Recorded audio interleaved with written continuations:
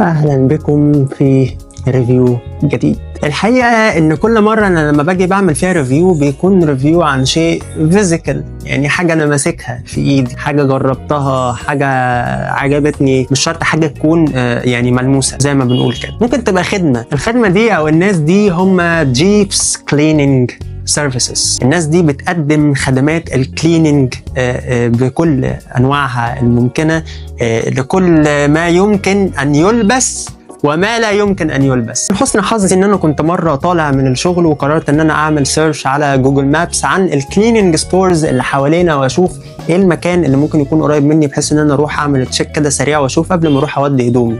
ولقيت الناس اللي انا بتكلم عليهم دول واللي هم جيفس كليننج سيرفيسز، واللي هم طلعوا فعلا بروفيشنال بطريقه كبيره جدا. فيعني وديت لهم الحاجات، وبصراحه جيت لقيت التقفيل بتاع تاني يوم كان جميل وممتاز، والحاجه فعلا كانت متنظفه بالبخار، لان في ناس كتير جدا بتقول لك احنا بننظف بالبخار وتيجي تبص على الهدوم تلاقيها مش متنظفه اصلا. ولقيت ان فعلا تنظيف البخار والتنظيف عامه حتى اللي بيكون بغسيل وكوي برده بروفيشنال ونظيف. ولو انت مديلهم مثلا ايتمز كتير قوي مالهاش علاقه ببعضها، بتلاقيهم حاطين كل ايتم مع بعضه. التفاصيل الصغيره دي بتفرق جدا مع اي حد ممكن يكون مش مهتم بيها، بس هي بتبين لك قد ايه الناس دي بروفيشنال وعارفين هم بيعملوا ايه. اسعارهم حلوه جدا، هم قريبين قوي من سينما التحرير، موجودين في شارع فندق لوران بالظبط، هم قدام فندق لوران مباشره. استنى حاجات جامده الفتره اللي جايه ان شاء الله، فيزيكلي ومش فيزيكلي، حاجات ملموسه مش ملموسه. سلام.